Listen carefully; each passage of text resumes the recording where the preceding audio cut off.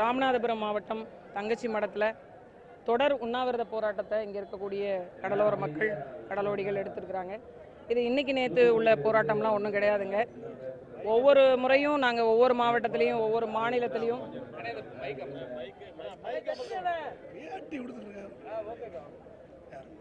ஒவ்வொரு முறையும் நாங்கள் தொடர்ந்து போராடி கொண்டே தான் இருக்கிறோம்.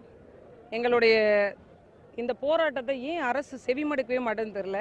அதிலும் குறிப்பாக மத்தியில் ஆட்சியில் இருக்கக்கூடிய பாரதிய ஜனதா கட்சியினுடைய மாநில தலைவராக இருக்கக்கூடிய மரியாதைக்குரிய அண்ணன் அண்ணாமலை அவர்கள் கடத்தல் செய்ய போகிறாங்க, மீனவர்கள் கடத்தல் செய்ய போகிறாங்க, கடத்தல் செய்ய போனால் இலங்கை கடற்படை இப்படித்தான் நடத்தும் அப்படின்ற ஒரு வார்த்தையை வச்சிருக்கிறாரு.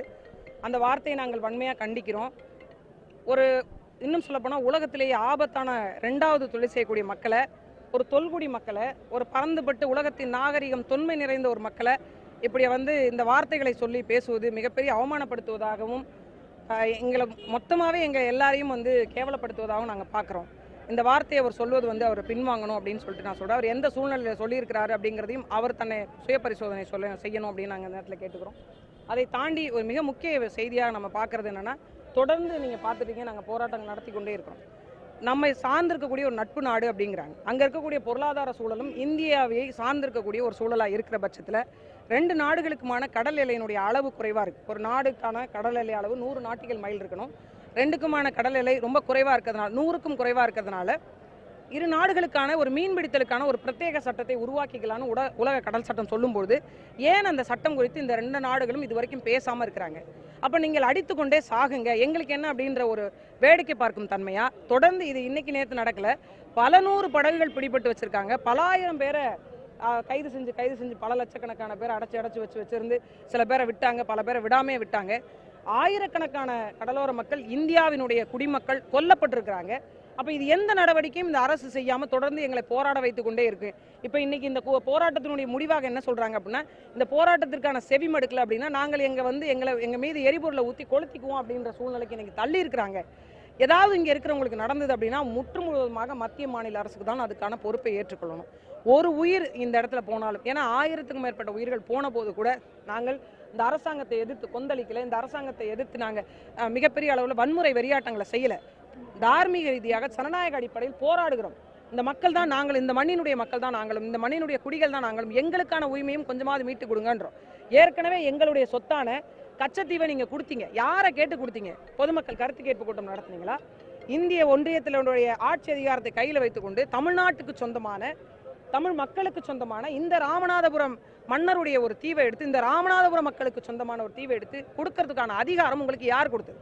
இன்னும் சொல்ல போனால் சட்டத்துக்கு புறம்பாக கொடுத்த கச்சத்தீவை எங்களுக்கு மீட்டு கொடுக்கணும் அப்படின்றத தொடங்கி ஆளுநர் சொல்றாரு கச்சத்தீவை கொடுத்ததுதான் பிரச்சனை. இது இன்னைக்கு தான் உங்களுக்கு தெரியுமா?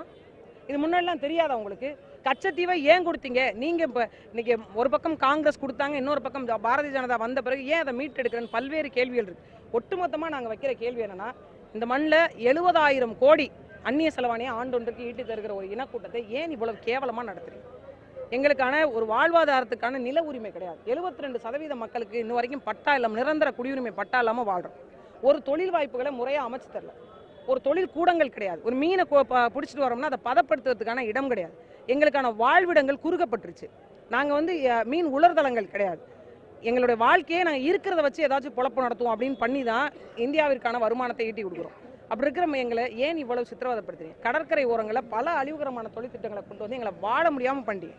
அந்த கழிவுகளை எல்லாம் கொட்டுகின்ற குப்பை தொட்டியாக கடலை இன்னைக்கு மாற்றி வச்சிருக்கீங்க. நாங்கள் இதிலேயே எங்களுடைய வாழ்வாதாரத்தை பாதி தொலைச்சிட்டு இருக்கிறோம். இதில் மீன்பிடி ஒழுங்குமுறை சட்டம், கடலோர முறைப்படுத்துதல் சட்டம், வன சட்டம், அந்த சட்டம், இந்த சட்டம்னு 1000 சட்டத்தை கொண்டு வந்திருக்கீங்க. இப்போ இதை ஹைட்ரோ கார்பன் திட்டத்துக்கு, கடலில் ஹைட்ரோ கார்பன் எடுக்கிற திட்டத்துக்கு நீங்கள் அனுமதி வழங்கியிருக்கீங்க. பாதுகாக்கப்பட்ட வேளாண் மண்டலம் அறிவிக்கப்பட்ட மாவட்டங்களில் கூட ஹைட்ரோ கார்பன் எடுக்கிற திட்டத்தை கொண்டு வந்திருக்கீங்க. நாங்கள்லாம் வாழ்றதா சாகிறது. இந்த மண்ணினுடைய பிரஜைகள் இல்லை அப்படின்னு நீங்கள் எழுதி கொடுத்துருங்க, நாங்கள் எல்லாரும் போயிடும். எங்களுக்கு இருந்தாலும் கடல் தான், இல்லைனாலும் கடல் தான். நாங்கள் கடலுக்கே போய் விழுந்துடுறோம். இல்லை அப்படியாவது இந்த அரசாங்கம் சந்தோஷமா இருக்குமா? பிடிபட்ட மக்களுக்கு நீங்கள் சிந்திச்சு பாருங்க, 40 லட்சம் ரூபா அபதாரம் வச்சிருக்காங்க. படகு பழுதடைந்து போய் அங்கே போய் பிடிபட்டவங்களுக்கு 40 லட்சம் ரூபாய் அபதாரம் விதிக்கிறாங்க அப்படின்னா இது என்ன மாதிரியான மனநிலை? ஒரு நாளைக்கு வரும் கடலுக்கு போன மீன் பிடிக்க போனால் 50,000 1 லட்சம்லாம் கிடைச்சிடாதுங்க. 3000 4000 கிடைக்கிறதே பெரிய விஷயம். இதில் என்னென்னா, இது அந்த கலெக்ஷன் பேட்டான்னு ஒரு முறை இருக்குது. நீங்கள் 100 ரூபா வச்சுன்னா அதில் இவ்வளவு ரூபா பர்சன்டேஜ் அதை எடுத்து நீங்கள் போனால் அத்தனை பேரும் பிரிச்சுக்கணும். இந்த மாதிரி இருக்கக்கூடிய சூழலில் எப்படி வந்து எங்களால் இவ்வளோ பெரிய தொகையை கட்ட முடியும்? அரசாங்கம் இந்த தொகையை கட்டணும், அந்த படகுகளை மீட்டி தரணும். காரைக்காலில் இருக்கக்கூடிய பகுதியில் பிடிபட்டிருக்கக்கூடியவர்களை காலில் சுடப்பட்டு அதுக்கான மருத்துவ சிகிச்சை கூட முறையாக தரும். அந்த பிள்ளை வாழ்வா சாவான்னு போராடிட்டு இருக்கான், ஒரு 27 வயது இளைஞன். அதே மாதிரி இன்னும் 2 பேர் மேலேயும் அந்த துப்பாக்கி சூடு நடந்திருக்கு. இப்போ எங்களுக்கான ஒரு வழித்தடங்கள் கிடையாது, படகுல நாங்கள் முறையாக மீன் பிடிக்க முடியாது, எந்த நேரம் வேணாலும் எங்கள் படகை ஏறி ஆய்வு செய்யலாம் அப்படின்ற சூழல் எப்படி அமைஞ்சது நமக்கு ஒரு கேள்வி இருக்கும்போது இன்றைக்கி மரியாதைக்குரிய அண்ணன் அண்ணாமலை அவர்கள் சொன்னது வந்து மிகப்பெரிய வருத்தத்தை தருது. கடத்தல்காரர்களாக எங்களை சித்தரிக்க வேண்டிய அவசியம் என்ன? நீங்கள் உண்மையிலேயே கடற்படை வச்சுருக்கீங்கன்னா கடத்தல்காரர்கள் வந்தாங்கன்னா அவங்கள நீங்கள் தாராளமாக பிடிங்க. மீன் பிடிக்கக்கூடிய கடலோர மக்களை ஏன் வஞ்சிக்கிறீங்க? சீனாவினுடைய அதிபர் இந்தியாவிற்கு வர்றார், ஒரு பகுதியினுடைய ஒரு கடற்கரை மாவட்டத்துக்கு வர்றாருன்னு கடலில் இருக்கக்கூடிய மீன் பிடிச்சிருந்தக்கூடிய கடலோடி மக்களை விரட்டினாங்க, அடித்தாங்க. இது என்ன மாதிரியான போக்கு? ஏன் எங்களை இப்படி படுத்துறீங்க? எங்களுக்கான அரசியல் அதிகாரம் இல்லை அப்படிங்கிறதுனால தானே இது ஒரே காரணமாக இருக்குது. அதனால் அந்த மக்கள் ஒன்று கூடி நாங்கள் போராடுறோம். எங்களுடைய போராட்டத்தினுடைய அடுத்த கட்டத்துக்கு எங்களை நகர்த்தாமல், எங்களை தள்ளாமல், எங்களை நிர்பந்திக்காமல் அரசு உடனடியாக இதை கவனத்தில் எடுத்து அங்கே இருக்கக்கூடிய விசைப்படகுகளையும் மீனவர்களையும் மீட்டு தரணும் அப்படின்னு இந்த நேரத்தில் அரசாங்கத்துக்கு நாங்கள் கோரிக்கை வைக்கிறோம். அரசியல்வாதிகள் அரசியல் செய்யும் போக்கு தொடர்ந்து மீன் பிடி தொழில் மட்டும் இல்லாமல் மீனவர்களே அழியும் சூழ்நிலை ஏற்படும் சொல்றாங்களே, அதை நீங்க எப்படி பார்க்கறீங்க? இல்லை, நிச்சயமாங்க இந்த தீர்வுகளை எட்டிவிட முடியும். இப்போ நாங்கள் என்ன கேட்குறோம், இப்போ எங்களுக்கான ஒரு கோரிக்கையை நாங்கள் முன்வைக்கிறோம்னு வச்சுக்கலாம், ஒரு மீன்பிடி இறங்குதளம் கேட்குறோம், அல்லது ஒரு தூண்டில் வளைவுகள் கேட்குறோம், இந்த மாதிரியான சில விஷயங்கள் கேட்குறோம்னு வச்சுக்கலாம். இதை உடனடியாக செஞ்சு கொடுக்கறதுக்கு வருவாங்க. ஏன்னா அரசினுடைய திட்டங்கள் இருக்குது, அதை செயல்படுத்தும் போது இவங்களுக்கான ஒரு வாய்ப்பாக, அவங்களுக்கான ஒரு பொருளாதாரத்தை ஈட்டக்கூடிய வாய்ப்பாக சில வேலைகள் அமைஞ்சிருது. அதே வேளையில் படகு பிடிபட்டுருச்சு இல்லை, எங்கள் இந்த மாதிரி ஒரு கடலோரங்களில் மிகப்பெரிய ஒரு தொழிற்சாலை வருது, அதை தடுத்து நிறுத்துவதற்கான மக்கள் போராட்டம் அப்படின்னா வரமாட்டாங்க. படகு பிடிபட்டுச்சு வரமாட்டாங்க, எங்களுடைய மீனவர்கள் பிடிபட்டாங்க வரமாட்டாங்க. இப்போ இவ்வளவு தூரம் இங்கே வரக்கூடியவங்களுக்கு இங்கே வந்து போகிறதுல என்னங்க பிரச்சனை? இப்போ மக்களுடைய குறைகளே கேட்க மாட்டீங்க அப்படின்னா இங்கே அரசியல்வாதிகள் அரசியல் செஞ்சு அவர்களுடைய பிழைப்பை பார்க்குறாங்களே ஒழிய இங்கே மக்கள் பிரச்சனை பிரதானமாக பார்க்கப்படுவதே இல்லை அப்படிங்கிறத யதார்த்தமாக அவங்களே காட்டுறாங்க. ஒரு திருமண நிகழ்வுக்கு வராங்க, இவ்வளோ பெரிய உண்ணாவிரதம் நடக்குது, வந்து இந்த மாதிரி நாங்கள் வெளியுறவுத்துறை அமைச்சரை பார்க்குறோம். இல்லை, நான் இப்போ மரியாதைக்குரிய அண்ணன் அண்ணாமலை மட்டும் சொல்ல, பல்வேறு இன்றைக்கி மாநில கட்சிகளாக இருக்கக்கூடியவங்களாக இருக்கட்டும், இல்லை மற்ற கட்சிகளாக இருக்கட்டும், ஓட்டு வாங்க வேண்டிய நேரத்தில் எல்லா மக்களையும் வந்து சந்திக்கிறோம்ல. அப்போ அவங்க பாதிப்படைஞ்சிருக்கக்கூடிய நேரத்துலையும் எல்லா மக்களையும் வந்து சந்திக்கணும்ல. இது எப்படிப்பட்ட ஒரு கொடிய போக்கு? இதே கொஞ்ச நாளைக்கு முன்னாடி ஒரு பாசி எடுக்க போன பெண், அவள் ஒரு மீனவ பெண் தொழிலாளர், 6 பேர் வடமாநிலத்தொழிலாக பாலியல் வன்கொடுமை செய்யப்பட்டு கொலை செய்யப்பட்டாங்க. என்ன தீர்வு கிடச்சிது? என்ன மாற்றம் வந்தது? யார் இங்கே பாதுகாப்பாக இருக்காங்கன்றதை உணர்றாங்க? மீனவ பெண் தொழிலாளர்களுக்கும் ஏதாவது அங்கீகாரம் இருக்காங்க? இந்த கூட்டுறவு சங்கம் நலவாரியம் இதை தவிர அவர்களை தொழிலாளர்களாகவே அங்கீகரிக்கல. அப்போ எப்படிப்பட்ட ஒரு நெருக்கடி வாழ்க்கையை இந்த அரசு எங்களுக்கு கொடுத்துருக்கு அப்படின்னு சொல்லிட்டு பாருங்க. இப்போ நாங்கள் வேற என்ன செய்ய முடியும்? நிச்சயமாக எங்களை அப்படி தான் பார்க்குது. நீங்கள் இந்தியாவை பொறுத்த வரைக்கும் தமிழர்களை ஒரு ஓரமாக ஒதுக்கி பார்க்கணும், தமிழர்களை பொறுத்த வரைக்கும் கடலோர மக்களை ஒரு ஓரமாக ஒதுக்கி பார்க்குறாங்க. ஏன்னா இப்போ எங்களுக்கான ஒரு பெரிய பங்கேற்பு கிடையாது. இப்போ ராஜ்யசபாவில் பேசுறதுக்கு எங்களுக்குன்னு ஆள் கிடையாது. இப்போ நீங்கள் மக்களவையில் எங்களோட பிரச்சனையை பற்றி பேசுவதற்கு ஆள் கிடையாது. ஒரு சட்டத்தை திருத்துறாங்க அப்படின்னா அந்த கடலோர முறைப்படுத்தல் சட்டம், நீர் கொள்கையாக இருக்கட்டும், மீன்பிடி கொள்கையாக இருக்கட்டும், யாரை கேட்டு நீங்கள் அந்த கொள்கையெல்லாம் உருவாக்குறீங்க? தேசிய மீன்வள கொள்கை ஒரு கொள்கையை உருவாக்கியிருக்கு மத்திய அரசு. அங்கே யாரோட இது தர்க்கம் செய்யப்பட்டது, யாரோட விவாதிக்கப்பட்டது, எந்த மக்களோட கருத்து கேட்பு கூட்டம் நடத்தப்பட்டது? இது இந்த கொள்கையை நீங்கள் எதுக்காக உருவாக்கி வச்சிருக்கீங்க? இது ஒரு கேள்வி இருக்குது. இன்னொரு பக்கம் தமிழ்நாடு மீன்பிடி ஒழுங்குமுறை சட்டத்தை திருத்தம் செய்கிறாங்க. அது யாரை கேட்டு திருத்துனீங்க? யார்கிட்ட கேட்டீங்க? மீன் பிடிக்க போகிறது நான், மீன் பிடிக்க போகிறது என்னுடைய கடல் தளம். கேரளாவில் இருக்க மீனவர்கள் கடலுக்கு பட்டா கேட்டுட்டு இருக்காங்க, எங்களுக்கே பட்டா இல்லாமல் நாங்கள் தவிச்சிருக்கோம், வாழ்கிற நிலத்துக்கே பட்டா இல்லாமல். அப்போ உண்மையிலேயே நாங்கள் மாற்றாந்தாய் பிள்ளைகளாக கூட நடத்தப்படலைங்க. உண்மையாக சொல்ல போனால் ஒரு ஏதிலிகள் மாதிரி நடத்தப்படும். எங்களுக்கான எந்த உரிமையும் கிடையாது, எந்த சலுகையும் கிடையாது.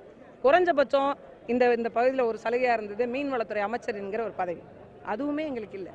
எங்களோட பிரச்சனையை யார் போய் பேச போகிறாங்க? யார் வந்து சரி செய்ய போகிறாங்க? அரசியல் பங்கேற்பற்ற, அரசியல் அதிகாரமற்ற ஒரு எப்படி சொல்கிறது, ஒரு தாயை எழுந்த பிள்ளை மாதிரி நாங்கள் நிற்கிறோம். இதுதான் யதார்த்தமான உண்மை. உங்களுக்கு வருமானத்தையும் மீட்டி கொடுத்து விட்டு எங்களுக்கான உரிமையை கூட பெற முடியாத ஒரு கூட்டமாக தான் கடலோர மக்கள். சிந்திச்சு பாருங்கள், ஒரு பெண்ணோட வழியை நினச்சி பாருங்கள். கணவர் போய் இலங்கை நல்ல சோறு திங்க முடியுமா? அந்த குழந்தைகளுக்கு ஒரு நல்ல சாப்பாடை சமைச்சு போட முடியுமா? சாப்பாடு அள்ளி வாயில் வச்சா இலங்கை கடற்படை கொடுக்குன்ற சோறு தான் எங்களுக்கு நினைவு வரும். எங்கள் வீட்டுக்காரர் சொன்னார், குழம்பு ஊற்ற மாட்டாங்களாண்ணா, குழம்பு ஊற்ற மாட்டாங்களாம். இந்த கார பொடி மாதிரி தேங்காய் துருவலையும் காரப்பொடியும் ஒன்றா சேர்த்து மிக்ஸ் பண்ணி வச்சுருப்பாங்க, அதை அள்ளி போட்டு வெள்ளைச்சோறு. நீங்கள் நினச்சி பாருங்கள், 3 வேளையும் இதே உணவு, 3 வேளையும் இதே உணவு. 60 நாள் இருந்தாலும் இதே உணவு தான், 120 நாள் இருந்தாலும் இதே உணவு தான். 4 நாள் சாப்பிட முடியுமா அந்த சாப்பாடை? வயிறு என்ன ஆகும்? நான் எங்கள் வீட்டுக்காரர் கடல்லேருந்து அங்கே இலங்கையிலேருந்து வந்த பிறகு 60 நாள் அவருக்கு வந்து மருத்துவ சிகிச்சை கொடுத்துருக்கேன். 60 நாள் சரியாக சாப்பிட முடியாத அவரால், சரியாக தூங்க முடியாத அவரால். அவ்வளவு நெருக்கடிகள் இந்த 60 நாளும் நாங்கள் பட்ட வேதனை இருக்கு பாருங்க. என் பிள்ளை காலையில் எந்திரிச்சோடனே அப்பா எங்கன்னு கேட்போம். இங்கே இருக்கிற ஒவ்வொரு பெண்களுக்கு அதான் நிலைமை. நாங்கள் என்ன பாவம் பண்ணோம்? கடலோடியா பிறந்ததே ஒரு குத்தமா? இந்த கடல் சமூகத்தில் இந்த தொல்குடி மக்களாக பிறந்தது ஒரு குத்தமான்னு கேட்குறேன். வேற என்ன நாங்கள் பாவம் பண்ணோம்? எங்களுடைய கச்சத்தீவை நீங்கள் கொடுத்துட்டு எங்கள் இடத்துக்கு நாங்கள் போகும்போது நீங்கள் அத்துமீறி இங்கே உள்ளே வருகிறீங்க. இந்த கோடு பார்டர் லைனை யார் போட்டது? யாரை கேட்டுட்டு போட்டீங்க? இந்திய அரசும் இலங்கை அரசும் வந்து உட்கார்ந்துக்கிட்டு பேசுவீங்களா எங்களுக்கான நிலத்தை நீங்கள் கூறு போடுறதுக்கு? எங்களை ஏன் அதில் உள்பங்கீடாக நீங்கள் வைக்கல? அதிகாரத்துவம் நபராக நீங்கள் ஏன் வைக்கல? எங்களுக்கான பிரதிநிதித்துவத்துக்காகவாது எங்களை நீங்கள் உட்கார வச்சிருக்கணும்ல. யாரை கேட்டு எல்லைக்கோடு போட்டீங்க? இந்த எல்லைக்கோடு யாரால் வரையறுக்கப்பட்டது? அந்த அதிகாரிகளை கூட்டுவாங்க. நாங்கள் கேட்குறோம், எப்படி நீங்கள் எல்லைக்கோடு அப்படி போட முடியும்? இவ்வளோ பெரிய நாட்டுக்கு இவ்வளோ பெரிய எல்லை, இத்தனோண்டு நாட்டுக்கு இவ்வளோ பெரிய எல்லையான ஒரு தார்மீக பொறுப்பு இருக்குல்ல. நான் கேட்குறேன், எனக்கு வந்து 25 வயசு ஆகுது, 50 வயசு ஆகுதுன்னு வச்சுக்கோங்க. நான் ஒரு உணவு சாப்பிடுவேன். 5 வயசு குழந்தை ஒரு உணவு சாப்பிடும். 5 வயசு குழந்தை கொடுக்குற உணவை எனக்கு கொடுத்துட்டு எனக்கு கொடுக்குற உணவை 5 வயசு குழந்தைக்கு கொடுத்தா இது உண்மையிலேயே சமூக நீதியா, சமநீதியான்னு கேட்குறேன். இல்லை, நாங்கள் அப்படி கூட கேட்க வரல. இரு நாடுகள் உட்காந்து பேசுங்க. இது மாதிரி அடிக்காதீங்க, கைது செய்யாதீங்க, அவமானப்படுத்தாதீங்க. எவ்வளோ கொடூரமான தண்டனைகள்லாம் நாங்கள் அனுபவிச்சது. ஒரு பெத்த தகப்பனை தன் மகனையும் புணர வச்சுருக்காங்க தெரியுமா உங்களுக்கு? நிர்வாணப்படுத்தி 2 பேரை நிற்க வச்சு கட்டிப்பிடிக்க சொல்லியிருக்கிறாங்க. பச்சை மீனை திங்க சொல்லியிருக்கிறாங்க. ஒரு சூட்டு ஒரு அந்த நம்ம சைலன்சர் சொல்கிறோம்ல அந்த மாதிரி ஒரு சுடக்கூடிய ஒரு அந்த இடத்துல போயிட்டு வெறுமனே உடையே இல்லாமல் கட்டி வச்சு வேக வச்சுருக்காங்க. இரும்பு ராடால பிறப்புறுப்பில் தாக்கியிருக்கிறாங்க. இந்த கொடுமையெல்லாம் நீங்கள் திரைப்படங்களை நீங்கள் பார்க்குறீங்களா? இதெல்லாம் நிஜ வாழ்க்கையில் நாங்கள் அனுபவிச்சோம். ஒரு மனிதராக கூட நடத்தப்படல, ஒரு மானமுள்ள மனிதராக கூட நடத்தப்படலை. அப்போ இந்த வேதனையெல்லாம் நாங்கள் எங்கெங்கே போய் சொல்கிறோம்? ஏன் இந்த அரசு எங்களை இவ்வளோ கேவலமாக பார்க்குது? அதனோட வலியும் வேதனை தான் இது. நன்றி.